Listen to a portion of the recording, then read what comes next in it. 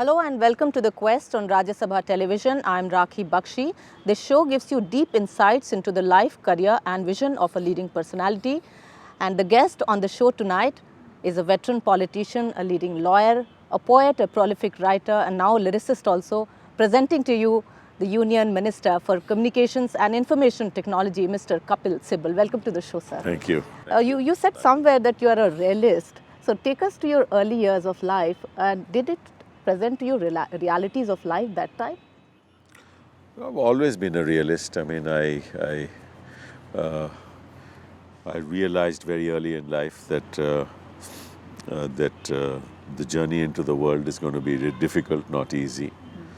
And I had no great dreams. Was it a comfortable life as a child, let's say, or It was difficult. It was not so comfortable. But my life was a little more comfortable than others because my father lost everything in Pakistan. And he came at the age of 33 to India with 4 children. I was to be born. I was born in 48. 2 younger brothers, aged parents who had retired, and the only earning member of the family. And so we went through very difficult times. I, of course, was very, very young, so I didn't really go through those times. But you studied quite well. I mean, you went finally to the school, St. John's and St. Stephen's. Before that, I was in senior model school, which was a government school, which was at that point in time in Chandigarh the best school. But before that, I was in Simla. And I used to walk about 1.5 to 2 miles to school every morning.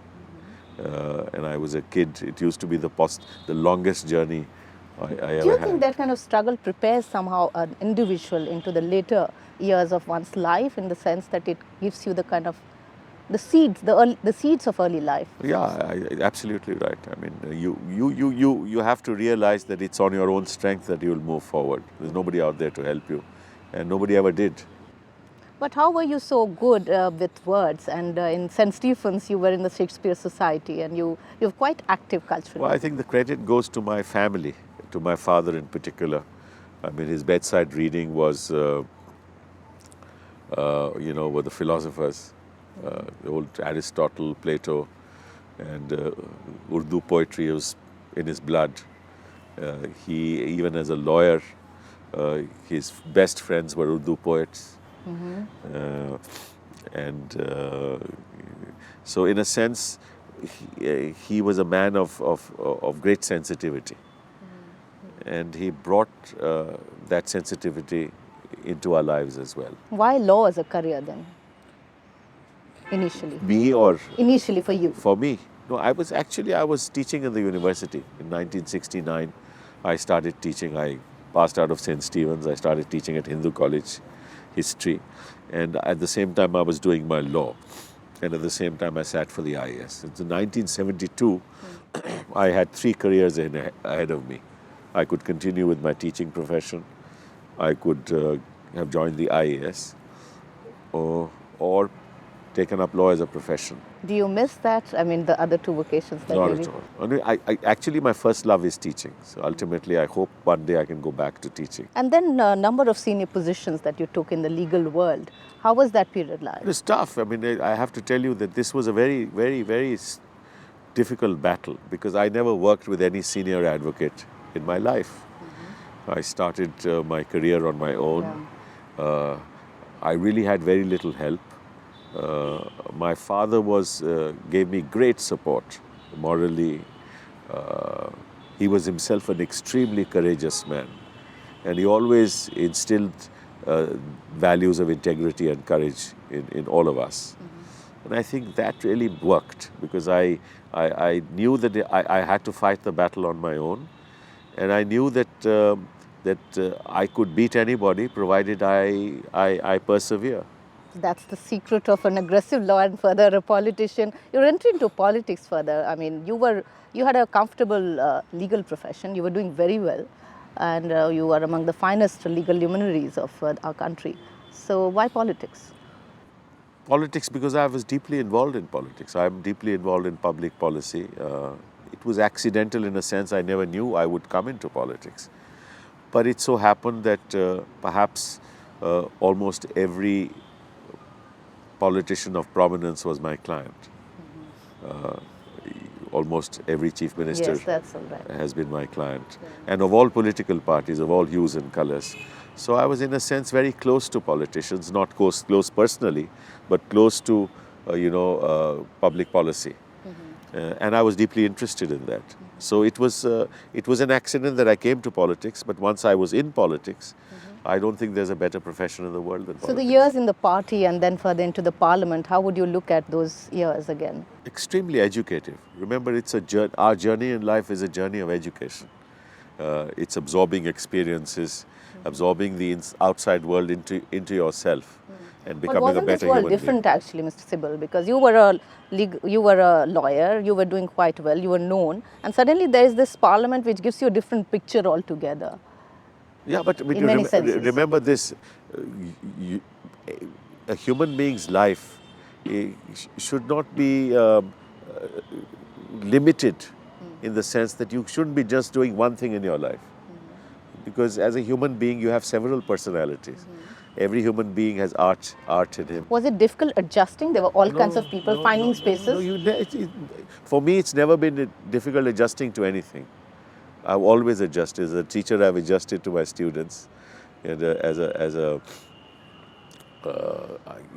lawyer, I've adjusted within the profession very well, and as a politician, I've adjusted. I have no problems at all. One would say the upper house is fine, but coming to Lok Sabha, fighting an election, that too from Chandni Chowk, how well you connected? It was my choice. I wanted to fight a direct election. I wanted to be a member of the Lok Sabha. I think that if you are a member of the Lok Sabha, you get very close to the reality of India. That's very important for you to understand if you have to do something for this Some country. would say the whole elitist structure that you had and then coming to Chandni There is no Chowk. elitist structure. Even in the bar, I won. I was chosen president, elected president thrice in the bar. And remember, the ordinary member of the bar is not elitist. So obviously, I must have had some rapport with the non-elitist section of the bar to have been elected thrice in the Supreme. Yeah, you are watching The Quest and we are talking to Mr. Kapil Sibal. There are so many layers of his personality that we would be telling you after a very short break. Welcome back to the show. You are watching The Quest and we are talking to Mr. Kapil Sibal. And from Chandni Chowk, let's travel ahead. Again, in the ministry, several portfolios you handled. But interestingly, from a leading lawyer again to nanotechnology, how was this Ministry of Science and Technology? Oh, I loved it. I loved it. It's very exciting times. Remember, when you are witnessing a new world, you go to the continent of Antarctica you've never been to. The journey into science was a journey like going to the Antarctica, something that you've never seen before. And it was so interesting. And I believe that any nation that emphasizes science and technology is a nation that will move ahead in the comity of nations. How did it change your vision in terms of how India is and how, in your ministry, you could bring a new perspective to it? Well, I realized that technology provides so many solutions for ordinary people. And a lot of us are distanced from technology. We use technology. You've given examples actually as to how, let's say, a plan, of a house and how it changes. I mean, the technology does. Exactly. You can build rickshaws that are electronically operated. You can build a house that cannot catch fire, right? You can do ordinary things for ordinary people through technology. The mobile phone, which costs nothing today, has connected, 600, 800 million people in our country. That connectivity would not have come except for technology, right? And technology can solve most of our problems. The point is, the nation must be committed to invest in technology and solutions for ordinary people. I'll come back to Parliament once again. In Parliament, we see all these problems sometimes, disruptions, people have problems. It becomes a little bit individualistic sometimes, where people are actually fighting more for egos rather than the issues. How would you really look at that? Well, I tend to agree with you. The problem is that, India is such a kaleidoscope of diversity. And that diversity is reflected in the House.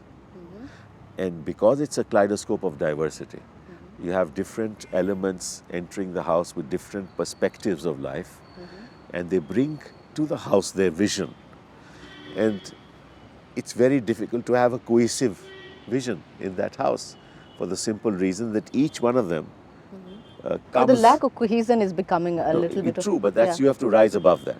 Now, you see, when you are sitting in that house, you have to ask yourself the question, yes, I do have a vision, but is that in consonance with the vision of India in the 21st century in the context of the fact that we are now an interconnected world? Now, it's very difficult to rise to that level and connect yourself to that larger vision and then say, look, I will collaborate with government, right? So all kinds of, interest. But the worry actually emanates from the fact, Mr. Sibal, is that rising number of days of disruptions. And I would bring in here, let's say, the JPC and there's a certain kind of pattern sometimes we see. That's all. I mean, the point is we are a fractured polity.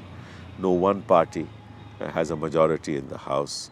We have therefore to rely on other parties. Other parties bring their own vision to the fold. The opposition uses opportunities. The opposition feels that if they disrupt the House, they will get the attention of the people of India, right? And they feel that perhaps might give them, give them support the next general election.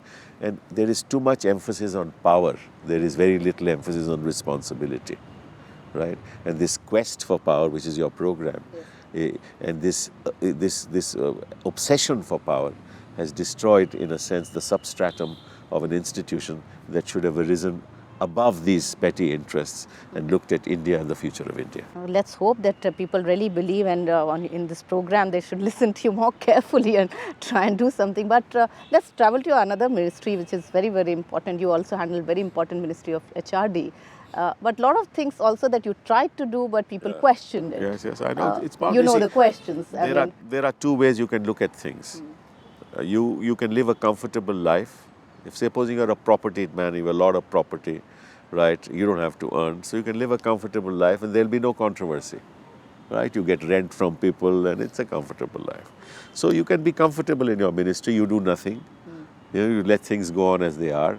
There'll be no controversy. You mean innovation has challenges? No, there will be no controversy. You start doing something, you start changing something, you start questioning deemed universities, right? You start questioning Jan Shikshan Sansthans, right? So you start questioning the way people, get but more But seats. it was also the entry of foreign universities that people thought that you... Foreign university was not even in the annual, in the sense that this is not even yet come, to Parliament. But people opposed everything. Because number one... Or abolition of class 10th. I mean, you wanted that's not a problem. In fact, abolition of class 10 board is not a problem at all because that never went to Parliament. But the path-breaking legislations, like by ensuring that politics and education are not interconnected. Education must be dealt with by educationists and not by politicians, right? Institutions must be judged for their professional quality, right? Sons and daughters of politicians should not be running institutions. We were trying to correct the system. But right? that itself invited criticism, for example, the autonomy of IITs itself. No, we never challenged the autonomy of IITs. Look, what was my general purpose? There should be one exam in India for children. Children shouldn't have to go through 20, 30 exams. Parents shouldn't have to be, tense every night as to what will happen to their child. In which part of the country, of the world, do you have 20 exams for children? But though you are in a different ministry, do you think now this gap of, this rising middle class, the aspiration for education, which is again rising so much, how do you see this gap being bridged? I think education, unless you're able to bring more and more children and give them quality education, India will never be a prosperous country. The wealth of a nation does not depend on the bank balances of your reserves in the kitty. It depends on your reserves in universities, your intellectual reserves in universities, your investment in the university system, getting the mind free. Akash tablet became quite a... Again, if we are able to realize this dream, it can change the way India works. It's going to be a reality. It has to be. People may not realize it today, but the Akash. But it has problems. Anything will have problems. Any path-breaking thing you do will have problems. Direct benefit transfer will have problems, right? But it will revolutionize India.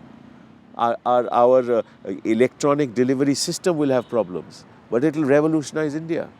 What we need to think about India 20 years from now. Empower India. of the 21st century, 20 years from now, instead of thinking of India today and trying to empower yourself. Political parties want immediate empowerment so that they can come to power. What political parties should think of is the empowerment of India and the children of India. That's the vision that Mr. Kapil Sibal has. You are watching The Quest, and we'll be coming shortly after this break. You are watching The Quest, and we are right now talking to Mr. Kapil Sibal. Mr. Sibal, in communications and information technology, the media, the attention is too much, and for sometimes wrong reasons, right reasons. Of course, 2G, I would of course mention, created a lot of flutter. How would you look at this entire? Well, I think what the Supreme Court to some extent did was right. What the media to some extent did was right. But I think along the way, we lost out. Because while we want to correct the system, if you do not do it in a calibrated manner, you can end up destroying the system. Right? But you made statements like, of course, the golden goose, golden egg statement, whether it was that or whether it's zero loss, you came under. It had to be. It had to be. See, the problem is the following. If I have a policy of first come, first serve, and I have a policy not to auction the spectrum, right, then according to the first come, first serve policy, you will not be auctioning the spectrum. And if you are not going to auction the spectrum, then where is the question of loss, right? But then if you say, if you had auctioned the spectrum, you would have gained X amount of money. So I will count that as a loss. This is all semantics. You maintain that? This is all semantics. This is JP all is semantics. still under, everyday So, news. see, the point is, I tell you, the real problem is with the media. The media really creates the problem because Isn't that an easy thing to say always? It's not easy. It's the truth. I mean, you may not even like the truth because you are a person from the media, but it is the truth. The reason is that we are lacking the kind of professionalism, and your media people say themselves, we are lacking the kind of professionalism that is required of the media. Kids who have no knowledge of the subject matter come and start asking questions and start reporting on issues that they do not understand the complexities of at all, right? That is put in the public domain 24/7. So the reality... That you think is the main problem? That along with other institutions, right? And of course our own government. You see, if something has happened in the communications ministry, which is wrong, I think that it is the responsibility of the court to root out corruption. And nobody can deny that. But if you go beyond that, then the problem arises. Another episode which created a lot of flutter again was you said that social networking sites should be monitored. It was kind of seen as policing. Who said that? I have never said that. I have never said that. You give me one statement of mine that I have, in which I have said. Of course, there were problems where you held, and I said there are problems with the social media, so we have to find a solution. I never said I'll monitor it. Again, it is the media again. If you go to the social media today, they will abuse me. You will find a lot of abuses attributing me things that I have never said or never done.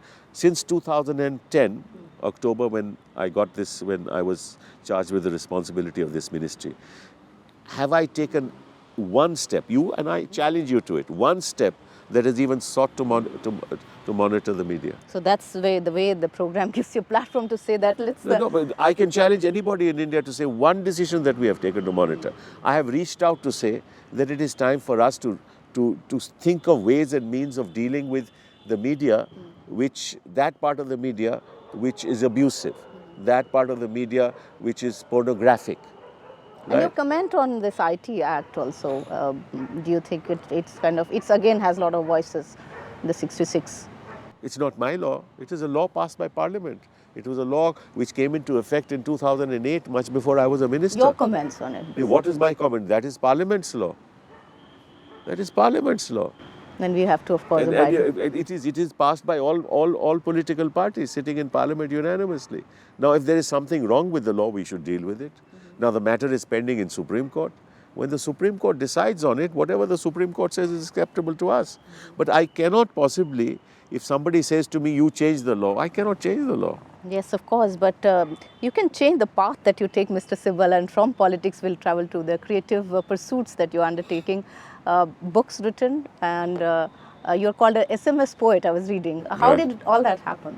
Well, I mean, I've been writing a bit off and on, even as a student.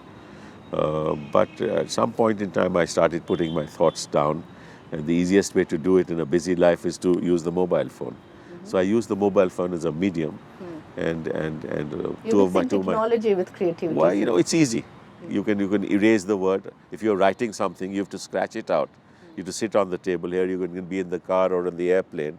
So you use technology for the same end, right? This is what I mean. Yeah. It's quick. It's efficient, right? You can change it. You can quickly deal with it. You can do it anytime you want, whether in the air or on the ground or in the car.